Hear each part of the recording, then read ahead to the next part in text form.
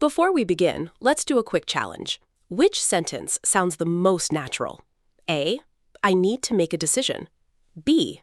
I need to take a break. C. I need to get started. Take 3 seconds. Which one would you say? Here's the answer. All three. They're all perfectly natural. But here's the interesting part. Almost every fluent American uses these kinds of expressions every single day. And that's exactly why so many English learners get stuck. It's not because they don't know English. It's because they know the words, but they don't know the combinations. Have you ever been in a conversation and suddenly your mind goes blank? You know the vocabulary, you know the grammar, but you still can't answer quickly. If that sounds familiar, you're definitely not the only one. Millions of English learners experience the same thing. The surprising part? Fluent speakers don't use thousands of different verbs. Instead, they rely on a small group of powerful everyday verbs again and again and again. Today, we're going to learn the 7 English verbs that Americans use constantly in real conversations, not through boring grammar, but through real American English. You'll hear conversations from coffee shops, offices, restaurants, friends, family, travel, and everyday life. By the end of today's lesson, you won't just know these verbs. You'll know how native speakers actually use them without stopping, without translating, and without guessing. And later in today's lesson, we'll put all 7 verbs together in one completely natural American conversation. If you can understand that conversation, you're thinking much more like a native speaker. All right, let's begin with the most powerful English verb of them all, get.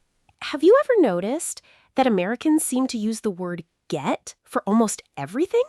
Get ready, get home, get hungry, get better, get started. Why? Because get is the verb of change. Think of it this way. When something changes, there's a good chance Americans will use get. Here's an easy way to remember it. Get, a change happens. You weren't ready, now you get ready. You weren't tired, now you get tired. You weren't home, now you get home. Simple. Let's hear how it sounds in a real conversation. Ryan, are you ready to leave? Almost. I'm just getting ready. Give me 2 minutes. You're always getting ready at the last minute. Some habits never change. Did you notice? Not, I'm preparing, not, I'm becoming ready. Americans naturally say, I'm getting ready. Hey, Bella, what time did you get home last night? Around 11. The traffic was terrible. Same here. I didn't get home until almost midnight. Again, get home. That's exactly what Americans say. Here's something interesting. If you watch American TV shows, listen for the word get. You'll probably hear it dozens of times in just one episode. That's how common it is. Let's look at a few more expressions you'll hear every day. Get better. I hope you get better soon. Get started. Let's get started. Get married. They're getting married next month. Get lost. Sorry, I got lost. Many learners try to translate directly from their own language. Instead of saying, I got home late, they might say, I reached to home late. Americans don't say that. The natural expression is, I got home late. Your turn. Which one sounds the most natural? A, I got home late. B, I reached to home late. Take 3 seconds. The answer is A, I got home late. That's what you'll hear in everyday American English. So remember, get means something changes. Now let's move to another verb, one that Americans use every single day when they choose to do something. Take. Now let's move on to another verb you'll hear everywhere, take. Imagine you're talking to a friend. They've been working for hours without stopping. What would you naturally say? Take a break. Not do a break, not make a break, just take a break. Here's the pattern. Take equals you choose an action. You're making a decision to do something. Take a break. Take a shower. Take your time. Take a seat. Take notes. Every one of these is a deliberate action. Ryan, you've been staring at that computer for 3 hours. I know, I still have a lot to finish. Come on, take a break. You'll think more clearly afterward. You're probably right. Coffee? Now that's a great idea. Notice, native speakers almost always say, take a break. It's one complete expression. Bella, should I write this down? Definitely. Take some notes. You'll remember it much better later. Good idea. Here's something many learners don't realize. Americans love expressions with take because they're short, natural, and easy to understand. Instead of giving long explanations, they'll simply say, take your time, take care, take it easy. You hear these every single day. Let's add a few more useful ones. Take care. See you tomorrow. Take care. Take your time. There's no hurry. Take your time. Take a chance. Take a chance. You might enjoy it. Take a picture. Let's take a picture together. Here's a mistake learners often make. They say, make a shower or do a shower. Native speakers don't say that. The natural expression is take a shower. Remember, learn the whole chunk, not just the verb. Imagine your friend is rushing. What would you say? A, take your time. B, make your time. Take 3 seconds. The answer is A, take your time. That's the expression Americans use every day. So far, you've learned that get helps you talk about change, and take helps you talk about actions you choose. But what about creating something, like a decision, a plan, or even a mistake? That's where our next verb comes in, make. Now let's talk about a verb that almost every English learner uses, but many still confuse with do. Make. Imagine your manager says, we need to decide today. What would you naturally say? I'll make a decision, not I'll do a decision. Here's the simple pattern. Make equals you create or produce something. A decision, a plan, a mistake, progress, and effort. If something is created, Americans usually use make. Ryan, have you decided where we're going this weekend? Not yet. I'm still trying to make a decision. Take your time. We don't have to choose today. Did you hear that? Not do a decision. Native speakers always say, make a decision. Bella, what are we having for dinner? I'm making pasta tonight. Perfect. That smells amazing already. Here's something interesting. Think about your everyday life. How often do you make breakfast, make coffee, make plans, make friends, make money? Probably more often than you realize. That's why make is one of the most common verbs in American English. Let's learn a few more expressions. Make friends. It was easy to make friends at college. Make progress. You're making great progress. Make money. She makes money online. Make an effort. Thanks for making the effort to come. Here's one mistake almost every learner makes at some point. They say, do a mistake. Native speakers don't say that. The correct expression is, make a mistake. Learn it as one complete chunk. Which one sounds natural? A, I made a mistake. B, I did a mistake. Take 3 seconds. The answer is A, I made a mistake. That's the expression you'll hear everywhere. Let's review what you've learned so far. Get, a change happens. Take, you choose an action. Make, you create something. 3 verbs, 3 simple patterns. But here's where things get interesting. Sometimes you're not creating anything. You're simply experiencing something. A meeting, lunch, a great time, a conversation. And that's exactly when Americans reach for our next verb, have. Now let's move on to another verb you'll hear all day, every day. Have. Most learners think have only means possession. I have a car. I have 2 brothers. And yes, that's correct. But in everyday American English, have is also the verb of experience. Think about it this way. You're not creating something, and you're not choosing an action. You're simply experiencing it. A meeting, lunch, a conversation, a good time, a problem. That's where Americans naturally use have. Ryan, do you want to have lunch after we finish recording? Sure, there's a new cafe across the street. I've heard it's really good.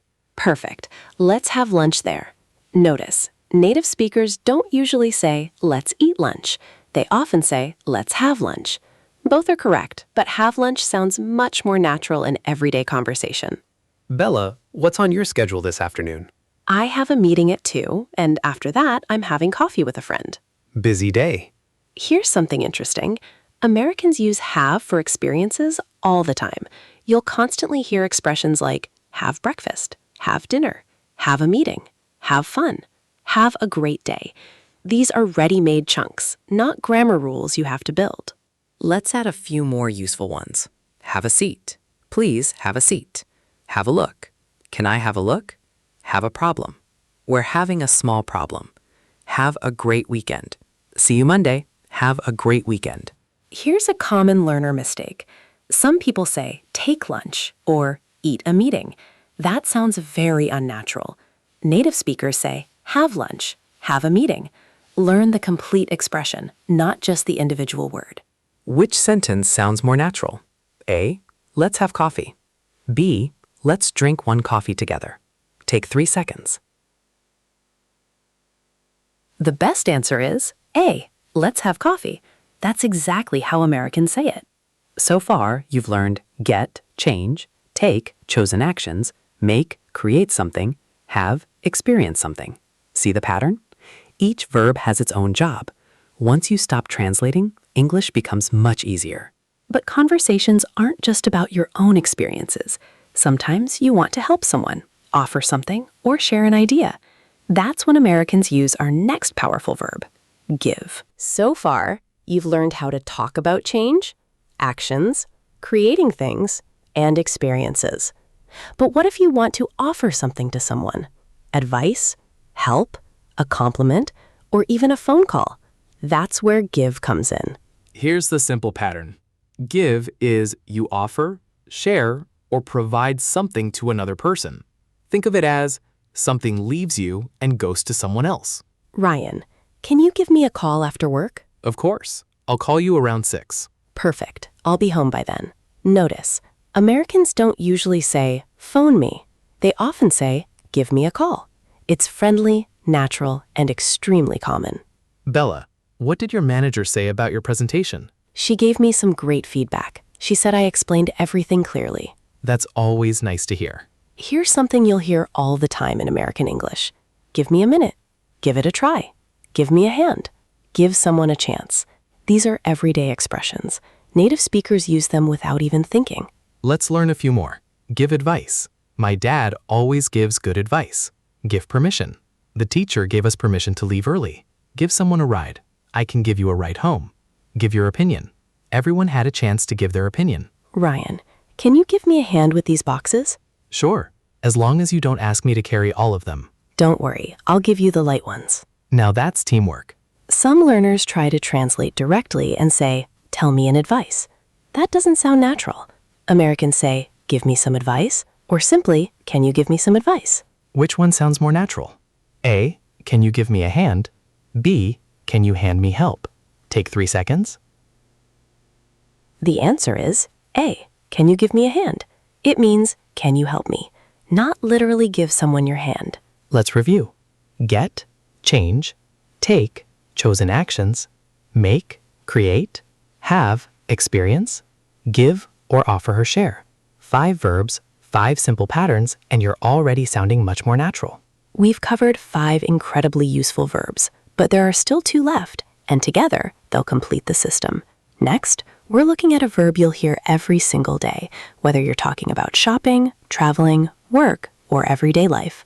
Go. Now, let's talk about one of the simplest and most powerful English verbs. Go. At first, it seems easy.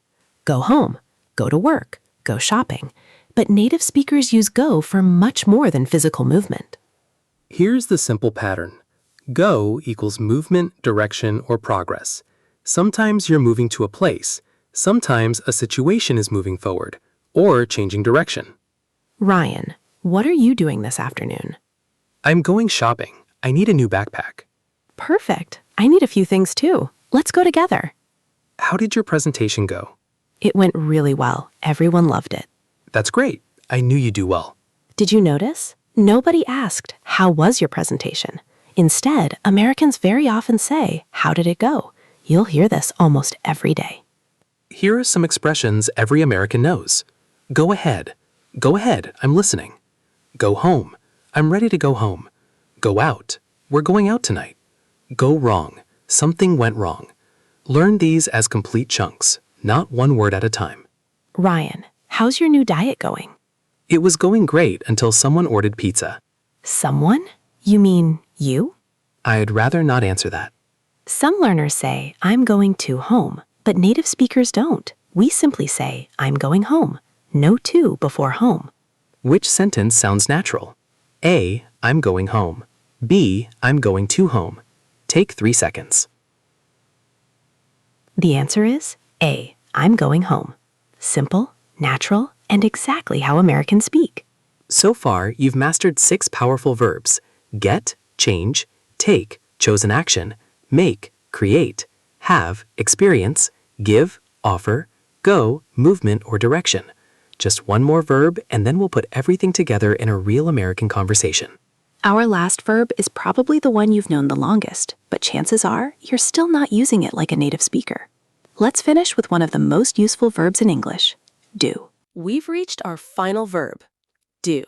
This is one of the first English verbs you ever learn, but it's also one of the most useful. The secret is simple. Do equals perform an activity or complete a task. You don't create something, you simply do it. Think about expressions like do your homework, do the dishes, do exercise, do your best. These are all activities, not things you create. Ryan, did you do your laundry this weekend? I planned to, but I didn't do it. So what did you do instead? I watched 3 movies and ordered pizza. I had a feeling you'd say that. Here's something interesting. Americans use do all the time for everyday tasks. You'll constantly hear, do your best, do the dishes, do business, do homework. They're complete expressions, so learn them as chunks. All right, let's see how much you've learned today. Which verb completes each sentence? 1. I'm blank ready for work. A. Getting. B. Making. Answer. Getting. 2. Let's blank a break. A. Take. B. Do.